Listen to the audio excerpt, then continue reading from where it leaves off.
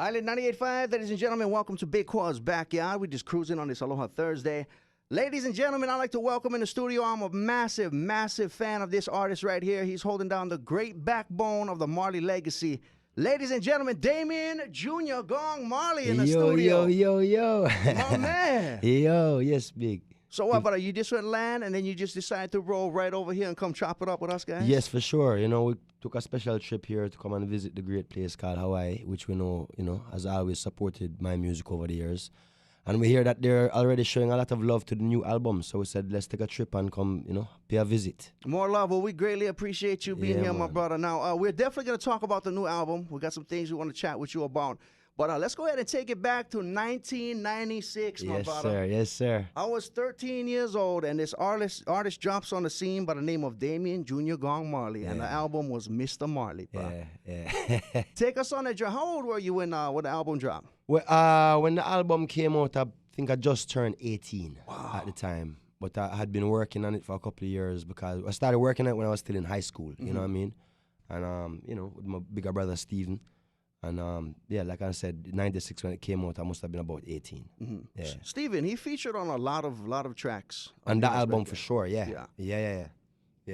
Wow, I remember we had Jacob Hemphill from Soulja in here, and we was talking about that album in particular. Yeah. And he was saying that one of his favorite songs on there was Love and Einity. Yeah. Big tune, brother. Yeah, thank you. Yeah, so we both agreed on that. I was like, yeah, that's my jam right there. And then we'll fast forward to 2001. We had the Halfway Tree. Yes. Yeah? Sounded like you were having a lot of fun on all of these albums, man.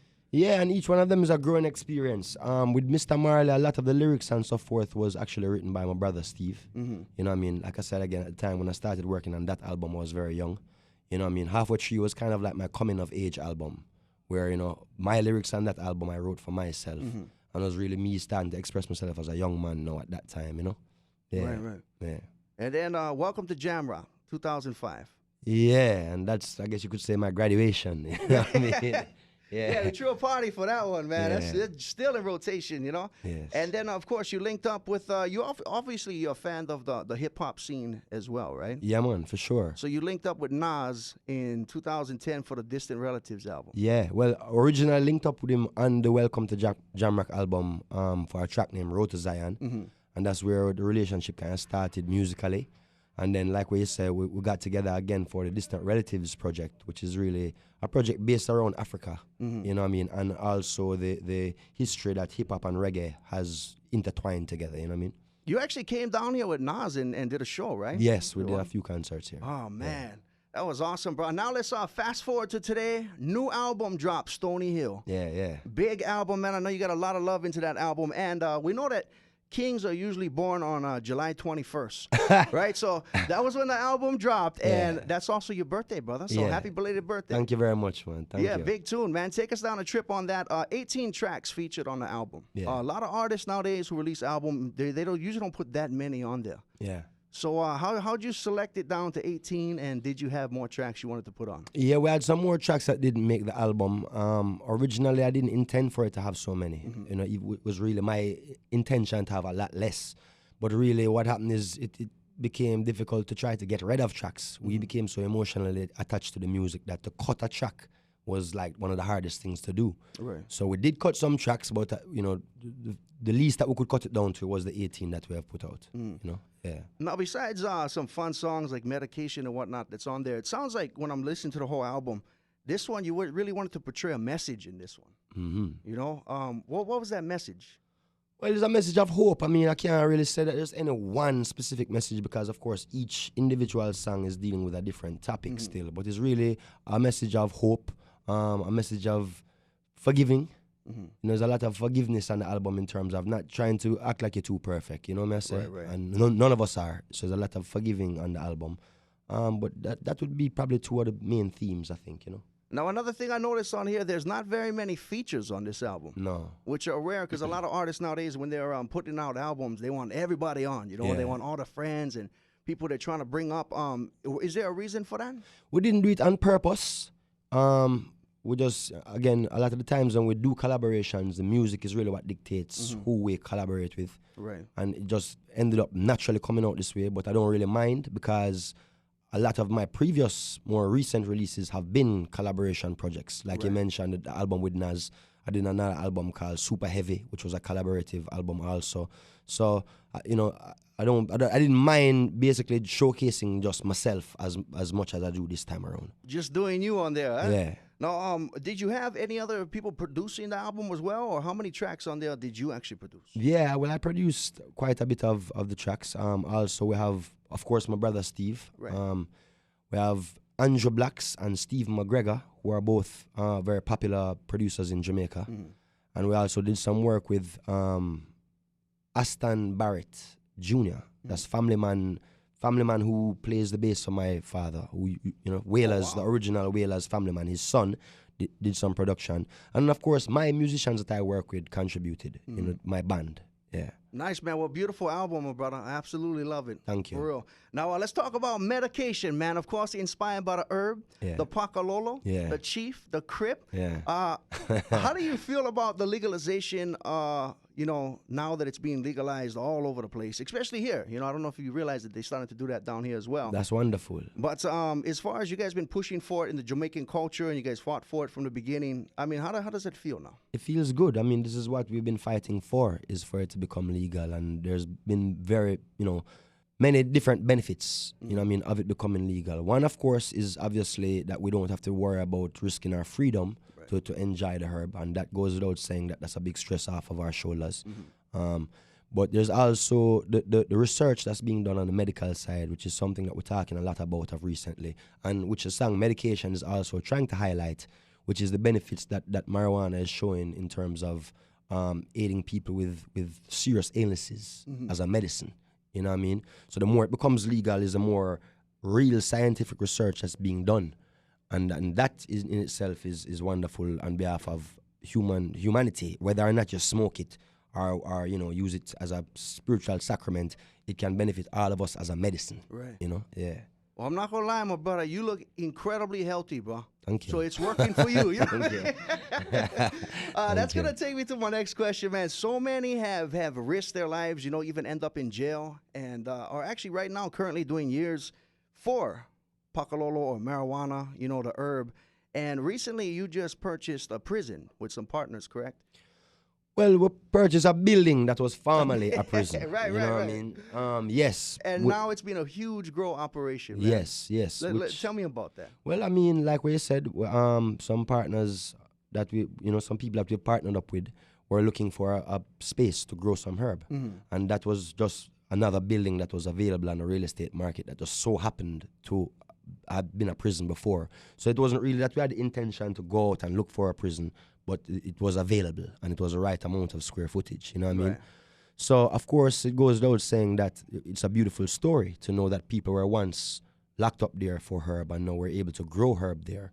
You know what I mean? That's a beautiful turnaround and of course, something that highlights, again, just, you know, builds awareness on the movement of what's going on with the legalization of herb. Absolutely, man. Yeah. I should hire some of those brothers to come work in there, too. Huh? Yeah, like, oh, man. Yeah. Oh, man, that's an awesome deal. So, all right, now, you just came off of a tour in Africa. Yeah. All right? How was that? That was great. That was really great. It was my third time visiting the continent, but the first time that I was able to go to so many different countries at once, you know. We did 6 shows in all, visited Kenya, Ethiopia, South Africa, and Mauritius and Reunion Island. And what I'm very proud about on that trip is the fact that we're able to do so many dates at once, because most of the times when people go to Africa to perform, they'll just do one show or visit one country and leave, you know, and it's a far way to go, you know what I mean? So I'm proud of the fact that we're able to string, you know, a few dates together and hope that it encourages more of that touring to happen there. Did it feel more righteous doing shows over there? Like, was there a different type of energy doing shows? It felt satisfying in that I've done a lot of music that pays homage to Africa, and a lot of music that I've released recently. I haven't been there since releasing the music. You know what I mean? So I felt it was only right to actually go to Africa. You know what I mean? You have to walk the walk. You know, see the homeland. Yeah. So it was satisfying in that sense. All right, now.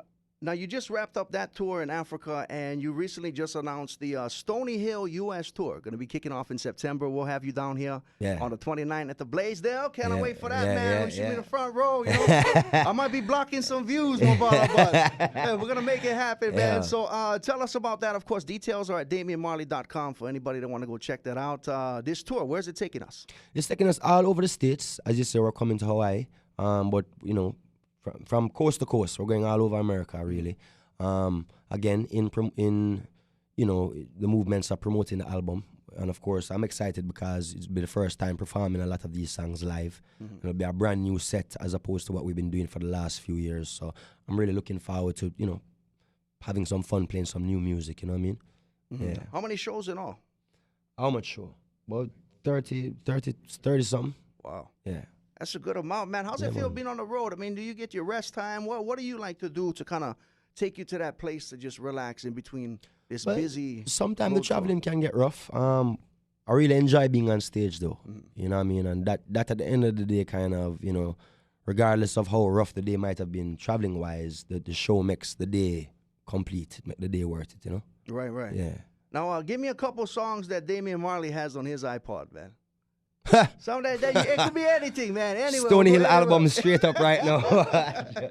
All the way, you guys. Yes, you know what? I've been listening to Chronic's new album also. I like. You know, he put a nice album together. It's a little different, huh? Yeah, it's different, and he's very experimental with a lot of the vocal sounds and stuff. Harmonies are pretty cool that he did. You know. I've been listening to Jay-Z's new album also, which I'm featured on. But I'm listening to that also, you know. It's just Jay-Z. Yeah. You know what I mean? So, you know. Oh, man, dude. Thank you so much for stopping by today. Had a blast. Last but not least, every time like J Boog or Westaffa's in the studio, and we're talking story, and they're talking about this boat cruise. Yeah. That for some reason I can't find myself on yet, but I like to, and now that you're here, you know what I mean? I'm gonna have to the Welcome to Jamrock Boat Cruise, my man. Tell me about the experience and how much fun it is putting that together. Well, it's great. I mean, I'm very proud of that venture. I mean, it's a great pedestal for reggae music as a genre. It's like 5 days, 5 nights of a reggae festival on the sea, where you're surrounded by the culture, you're surrounded by the musicians, by the artists. You know what I mean?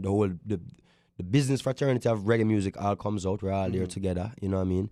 And you get to go to Jamaica and spend a few days in Jamaica. 2 days in Jamaica. You get to come off the boat and go look around and stuff. So it's a great experience. So when is the next one happening, and some of the artists that are featured on there? November is the next one. Some of the artists that we have would be like Sizzla, Jacure, Richie Spice. You know, who else do we have this year?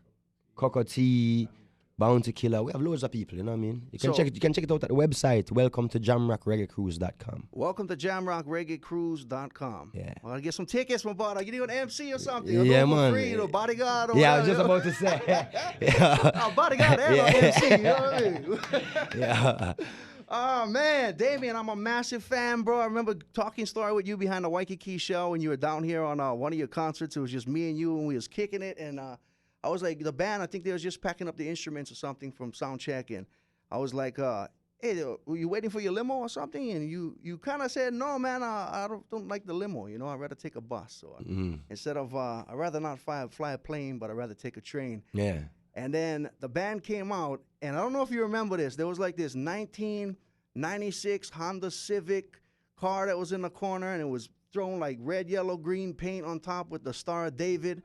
And you guys actually all piled into that car. I don't remember. You don't remember that? No. I actually got a picture, bro. Man, I have to show you a picture. Then you guys took off driving down the street of Waikiki, man. One of my most memorable moments. Nice. And I share the story all the time. Nice. Super humble beginnings. And we're definitely thankful for you coming in the studio and stopping by, showing us some love today. Thank you for having me, brother. Ladies and gentlemen, Damian Junior Gong Marley, please follow him on all of his social networks and see what he's up to. And we'll see you at the show September 29th, my brother. Yes, sir. Thank you. Aloha.